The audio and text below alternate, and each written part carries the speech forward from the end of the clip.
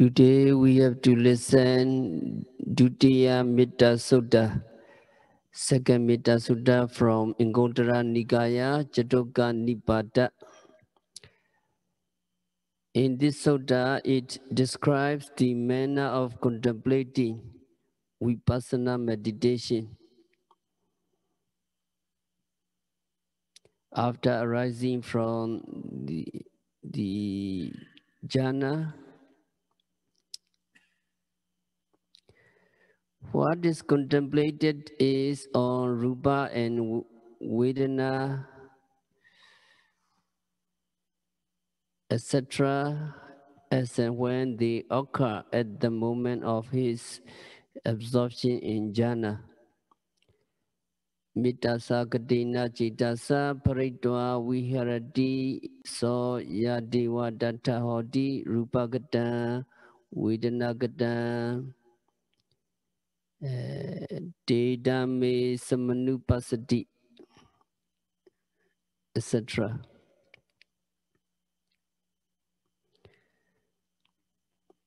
It is something which is similar to what the Vipassana yogis are contemplating and noting as seeing, hearing, or imagining, after the arising consciousness of what is seen, heard, or imagined.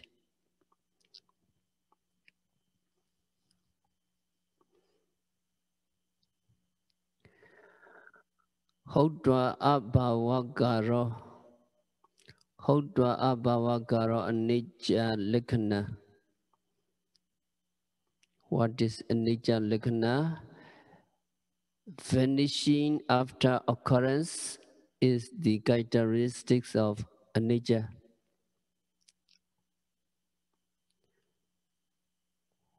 What is dukkha lakkhana?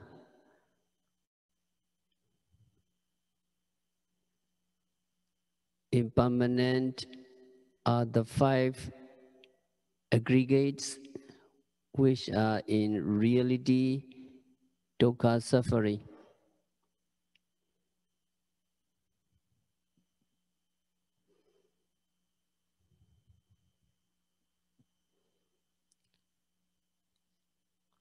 A yogi who is continuously contemplating on the arising phenomena of mind and body process perceive the formation or arising of new aggregates following instantaneously without appreciable interval upon the dissolution of the old one.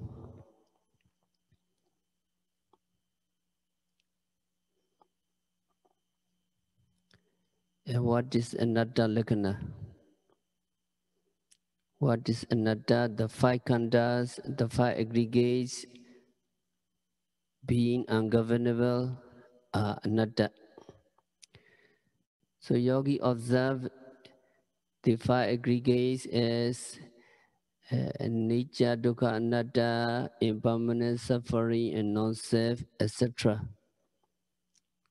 Today we need to listen these characteristics.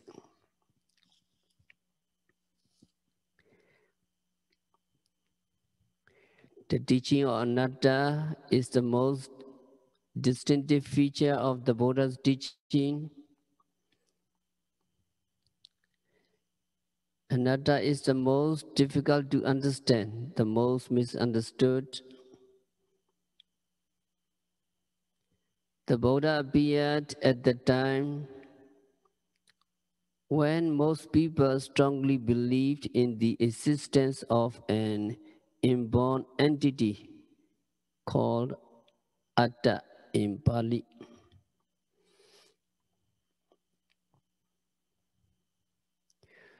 Almost all other faiths believe in one kind of Atta or another, but the Buddha appeared and he taught that there is no Atta, no self. There are only the five aggregates, And these five aggregates are not self, anatta.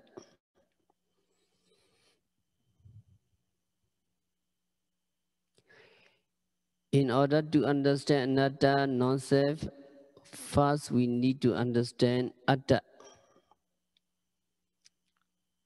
which in the time of the Lord Buddha was seen as different things, as a master, as one who lives somewhere permanently, as an active person, and as one who fully experiences both joy and suffering.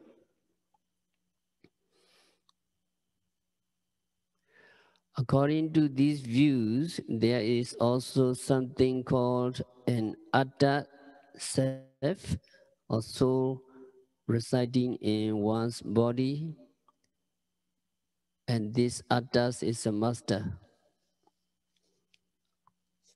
It is master of itself and it is master of the body.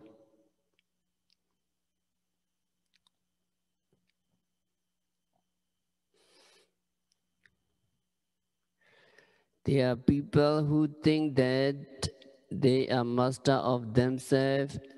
They do what they want to do, what they want to say, they say.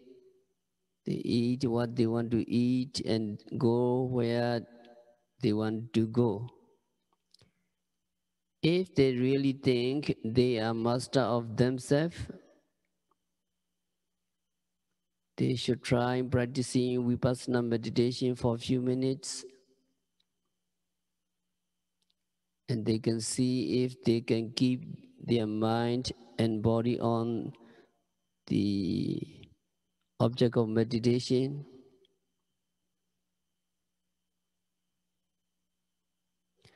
Then they would really see if they are master of themselves.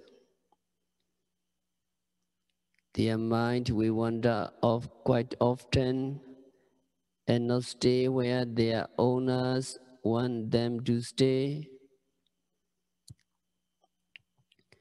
Faced by these five aggregates, there is this helplessness in us.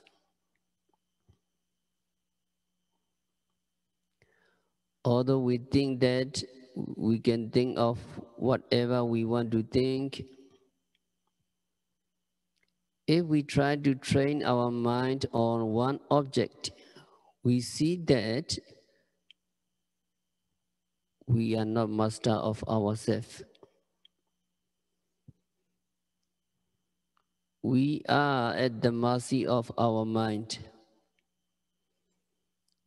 And so the sense of anatta, non-self, no atta manifests itself to us when we try to practice vipassana meditation.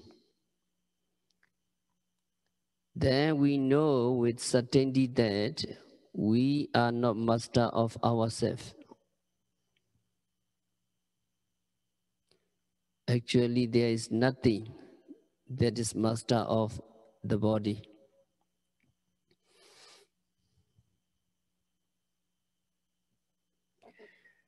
There are people who still think that there is something called an atta living in the body.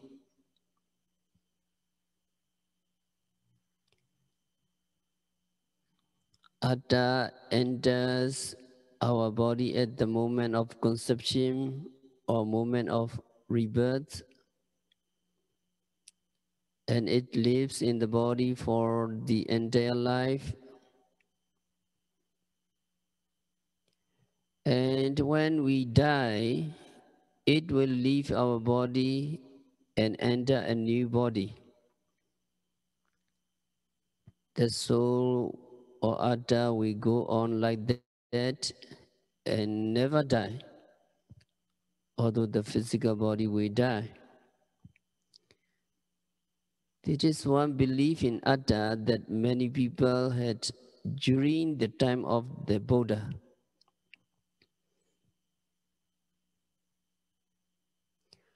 Are we really free from this notion?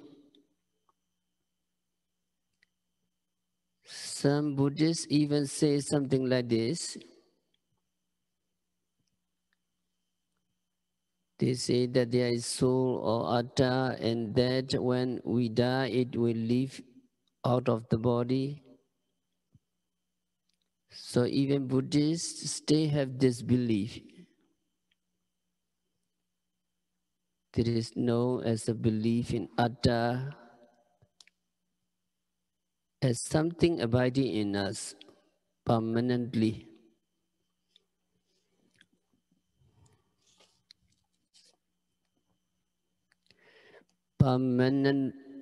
Permanently here means it will change from one body to another, and it goes on without becoming impermanent. It is permanent and goes on from one life to another, one body to another.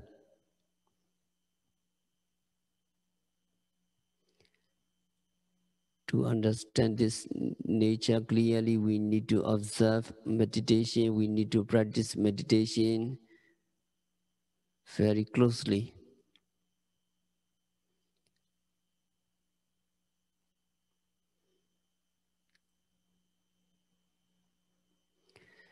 There are also people who believe there is an Atta, and this Atta does everything we do. When we do something, it is not we who do the actions, but the Atta. Whatever we do is actually the actions of Atta. There is one view of Atta.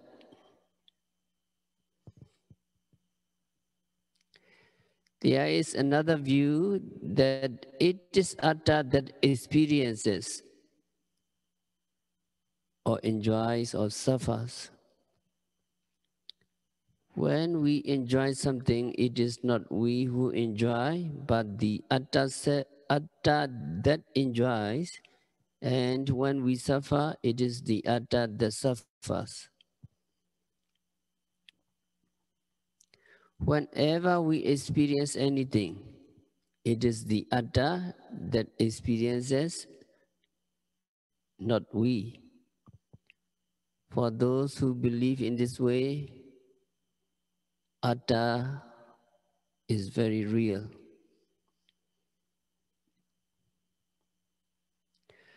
Buddha rejected all of these theories, and in his second sermon, Anatta Lakkhana Sutta, and later discourses, he taught that Rupa body is not safe, Vedana is not safe, and so on.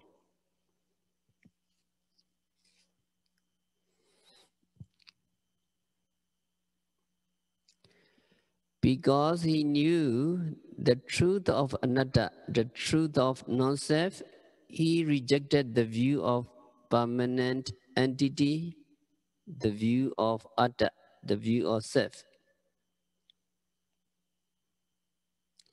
It is important that we see the Anatta nature of the aggregates of clinging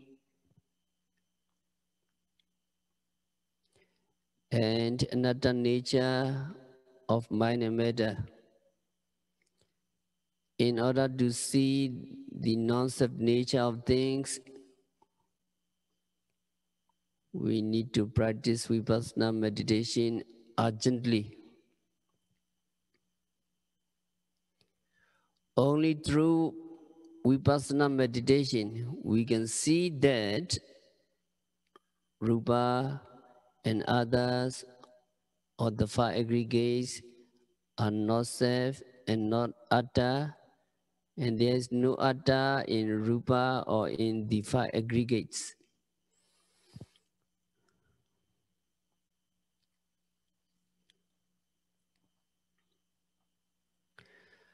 When we practice Vipassana meditation, we watch mind and matter We watch thoughts, emotion, the breathing, the movements of the abdomen, and so on. And when our concentration and understanding becomes mature, we begin to see the object, mind and matter, or the five aggregates clearly. When we begin to see clearly, we know what they are, and then we will see them rise and fall. We will see that at every moment there is the object that is noted and the mind that notes.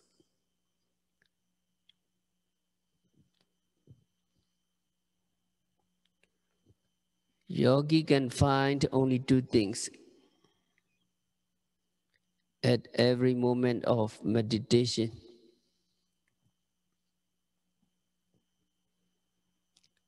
When yogi is mindful of the breathing, there is the rising of the abdomen and there is awareness. There are only these two things. There is nothing in the form of a person administering the mindfulness of the rising of the abdomen and falling of the abdomen. At such moments, yogis see only the rising of the abdomen and mindfulness of the rising of the abdomen, and there is nothing more. Yogi cannot see self there. Yogi cannot see Atta there.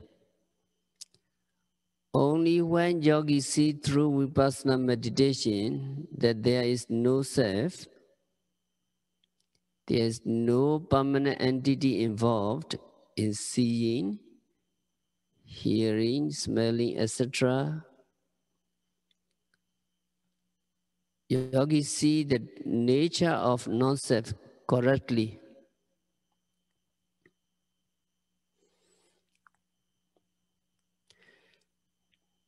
Anatta nature or non-self nature can be seen only through the practice of vipassana meditation.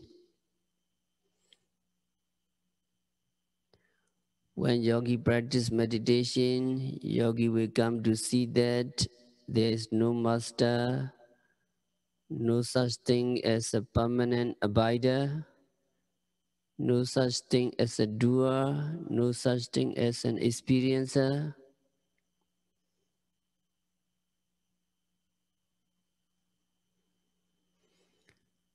There is only the experience. There is only the doing. There is no doer. There is no experiencer. At every moment of any experience, yogi can see for himself that no person, no individual, no self is involved, but just the doing actions or just the experiencing action. So through vipassana, yogi come to see the non-self nature of things. There is one kind of anatta nature.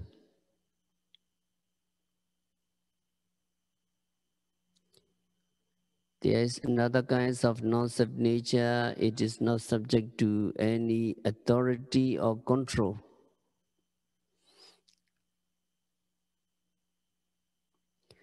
When yogis see mind and matter arise and disappear,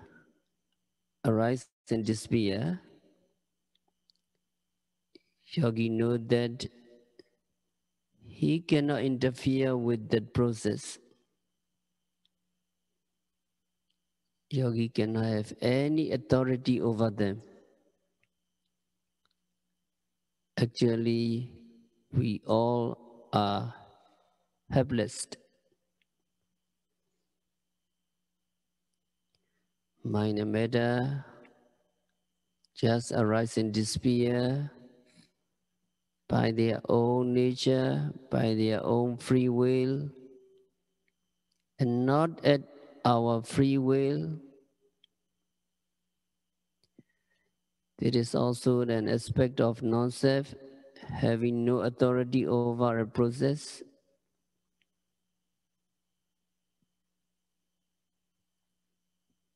That is unsusceptible to authority.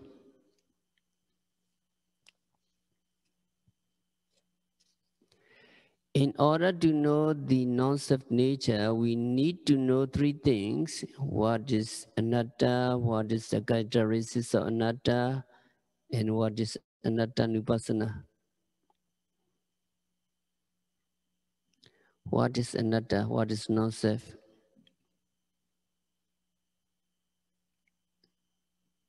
Five aggregates. The same five aggregates are non-self, and the same five aggregates have no self.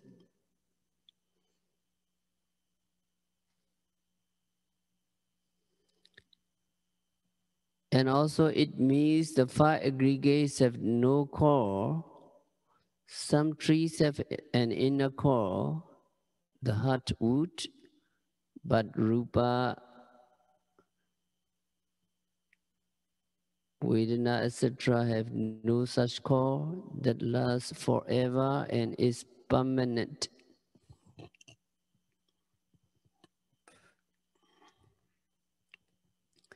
So anatta has three meanings: not atta, not subject to authority, and no core.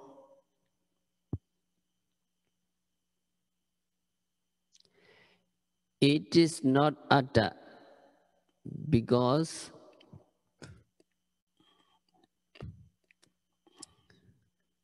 atta can mean authority and core. So when we say anatta, we mean one of these three things. It is not atta, we cannot have any authority over it, or it has no core. It is called the characteristics of anatta. The fact that we cannot exercise any authority over it points to it being anatta. So what is it that is anatta? The five aggregates.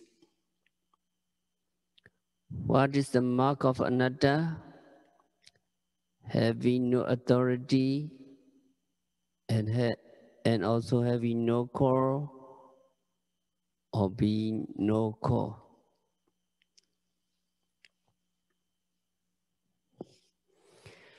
Understanding that the five aggregates are non-self through observation of the five aggregates, or during the observation of the five aggregates, is called anatta nupassana. Repeated seeings or repeated observation of anatta. Nibbana is also anatta because it is not atta.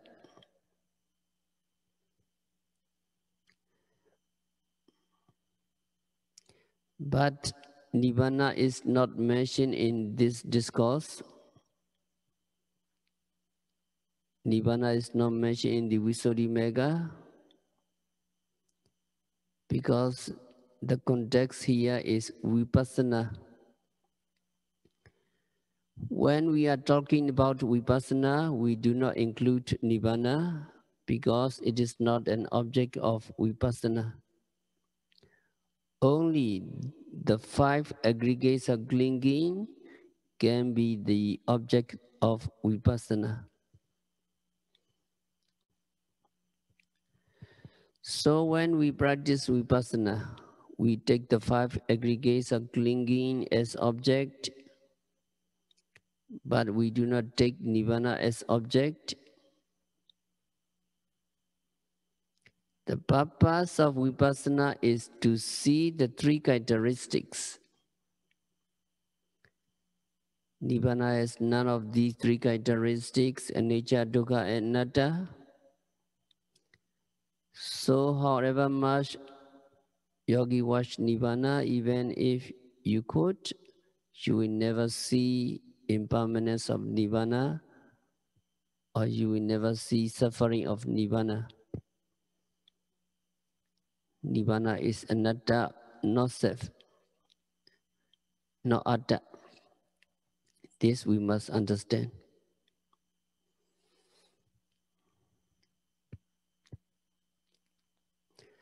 When we are talking about vipassana, when we are in the context of vipassana, we leave out Nibbana simply because it cannot be object of vipassana.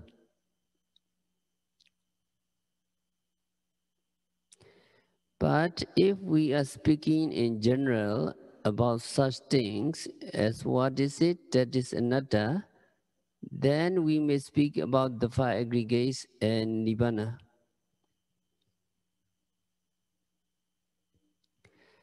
Characteristics of impermanence, suffering, and non-self are called the general characteristics of all conditioned phenomena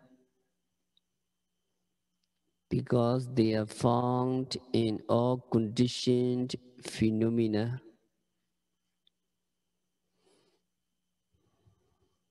That means in all aggregates, in all mind and matter.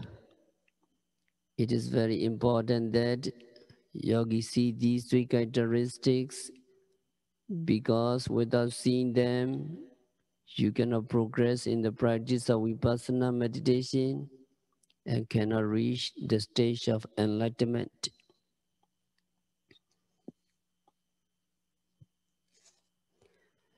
And in order to see these three characteristics, there is no other way but to practice vipassana or satipatthana meditation continuously. And yogi also need to know what conceal these characteristics, why those who do not practice meditation cannot see them, and how these concealment are broken.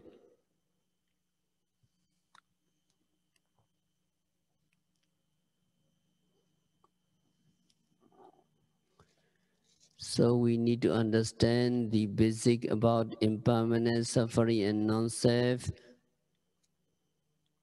But actually seeing these three characteristics is not so easy.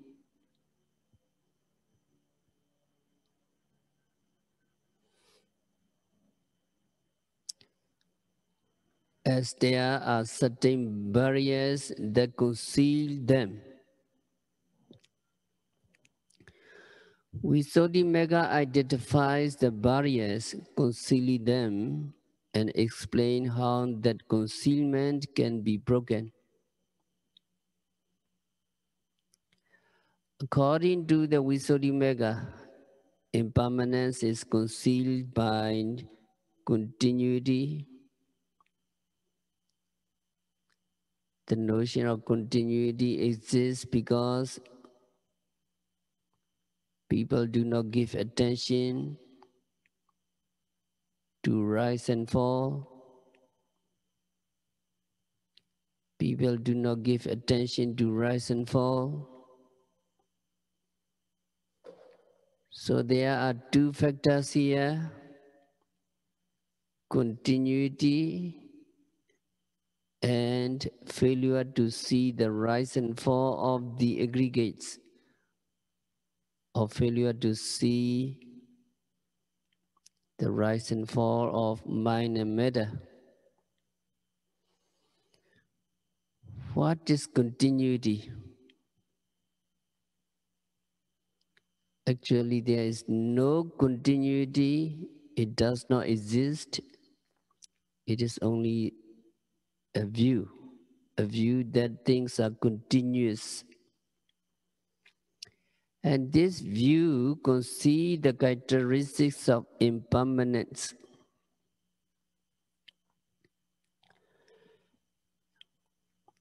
Let us take some example. When you see something like a rope or a line in the distance, you think that it is a solid line, a solid object. But when you're getting closer to that line, you see that it is not a continuous thing. Actually, it is an army of insects, one insect following the other. On seeing that they are insects, you lose the view that it is a continuous line.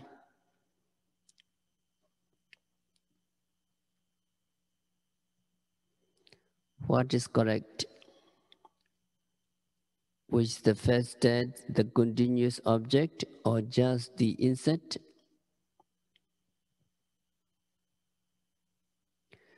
You see a line of insects as a distance, but the fact is that there is not a line. What is true is the insect, but not the line.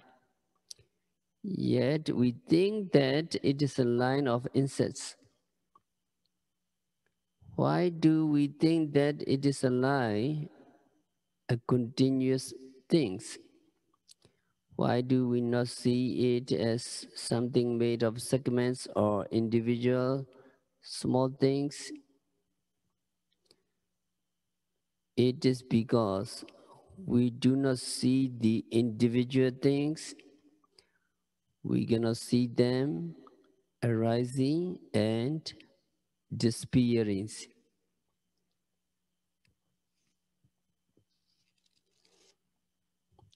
Suppose there is the beginning of one insect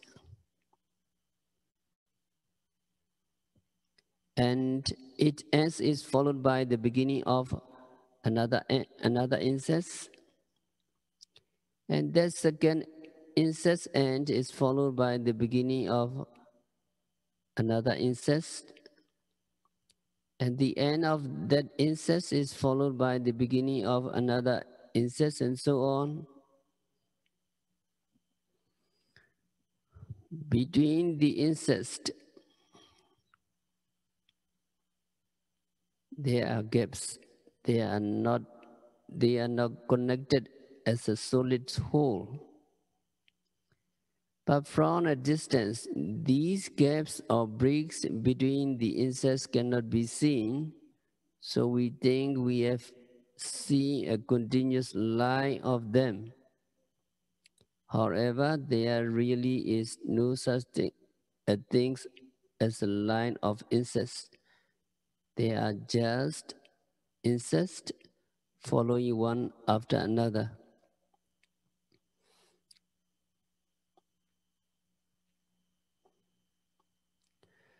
Where you cannot see mind and matter or parts of mind and matter as separate from one another and arising and disappearing, you may think they are a continuous flow.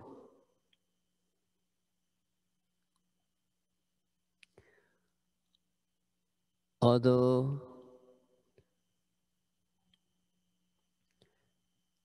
theoretically you understand that they are not continuous and are composed of small parts, if you do not meditate,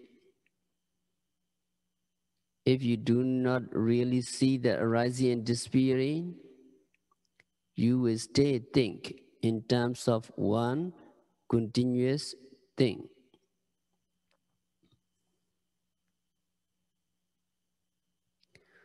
What do you think? Do you think your body today is one continuous process from the body yesterday? Or that you have the same body that you had yesterday? Or is it a different body at every moment material particles are arising and disappearing, but you do not see them.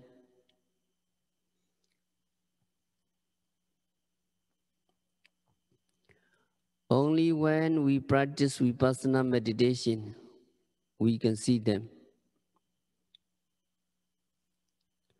When we see the material particles arising and disappearing, one material particle arising and disappearing, followed by another material properties, and so on.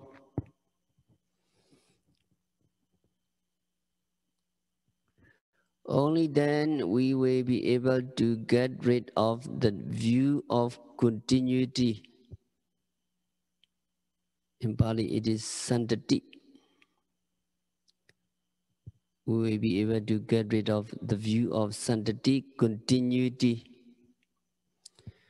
When we will realize that there is no continuous phenomenon going on, but actually small parts arising and disappearing one after another.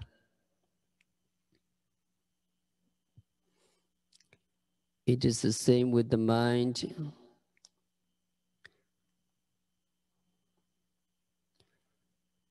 People think that they have the same mind that they had 10 years ago, last month, or yesterday.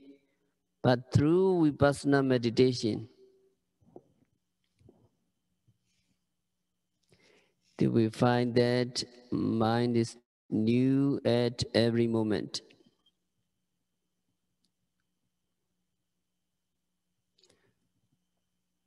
In one moment, there is one mind or one consciousness, then that consciousness disappears and is followed by another type of consciousness, which disappear and is followed by another type of consciousness, and so on.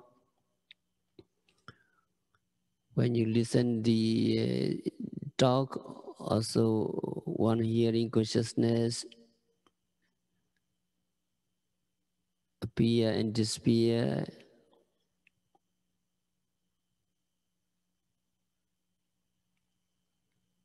You will realize when you can see them as separate moments falling one after another, you are able to break the view of continuity. You are able to break the view of santati in Pali.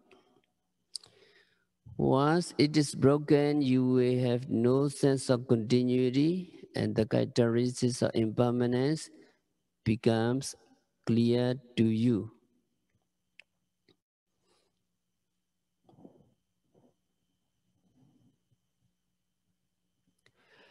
Let us take the sheet of paper as another example.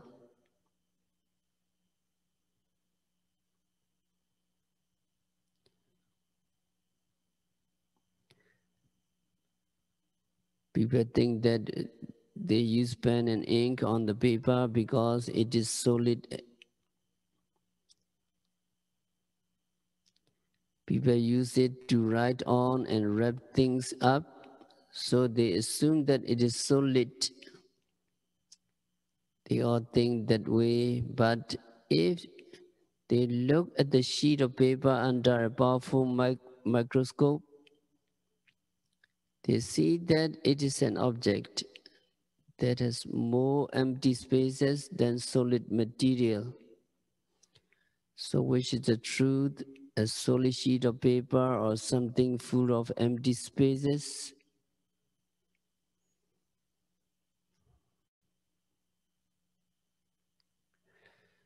So you see a sheet of paper, but you put the paper under a powerful microscope that can magnify about 1,000 times, and you find that your view is wrong. Now you see that it is really something with a lot of empty spaces. So we needed a powerful microscope in order to see the truth.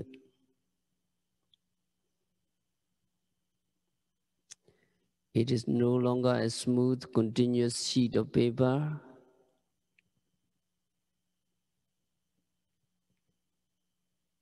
It is a things full of holes. So we may also think of the combination of mind and matter, the five aggregates, as being one whole continuous things. In meditation, no microscope, but in practicing vipassana meditation precisely, you will be able to see mind and matter as separate entities arising and disappearing. You see them closely and you see them arise and disappear at every moment.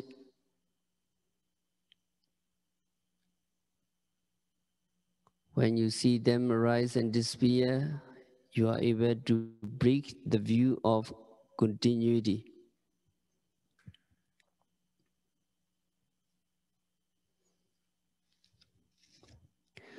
So Vipassana knowledge is a powerful microscope we use to discover the characteristics of anicca, impermanence.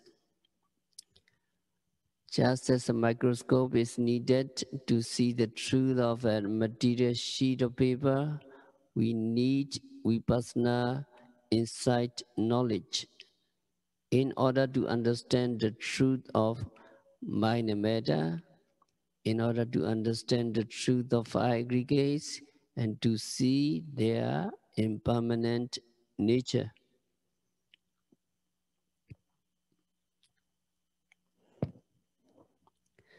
So one sub-commentary said that a person who correctly sees rise and fall does not see phenomena manifest in the connected state, but rather in the state of disconnectedness, like iron ducts.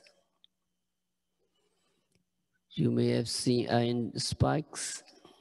They are like iron ducts and they are separate one from another. To a person who practices vipassana meditation and can see the rise and fall of the aggregates, the mental and physical states no longer appear as connected, but they are separate and unconnected.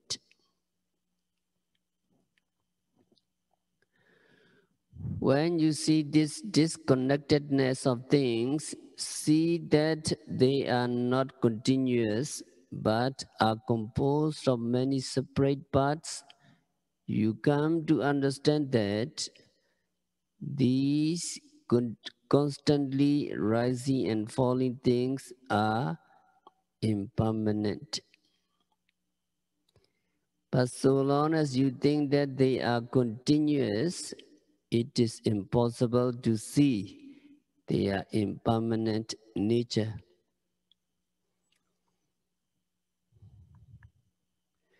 So the view of continuity must be removed if the yogi is to see impermanence and know it to be the characteristics of the aggregates. To get rid of the view of continuity, we need to watch things. We need to see that aggregates arise and disappear. Once the arising and disappearance of the aggregates are seen, yogi will be able to rid yourself of the view of continuity. When the view is broken, the nature of impermanence manifests itself clearly to you. So you see the anicca nature, and if you see the impermanent nature, you can see also dukkha nature, suffering nature, and then you will realize the anatta nature, non-self nature.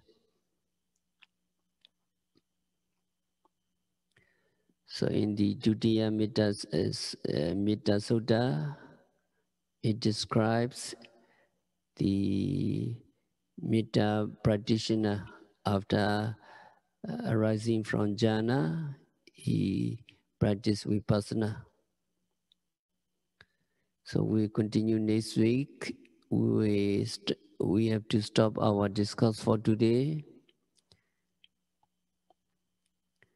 May you practice Metta meditation, Metta bhavana. May you practice vipassana meditation together with the Metta bhavana, Metta meditation. By practicing Metta meditation and vipassana meditation continuously and meticulously, may all yogis be liberated from all suffering. May all yogis realize the real peace in the very near future.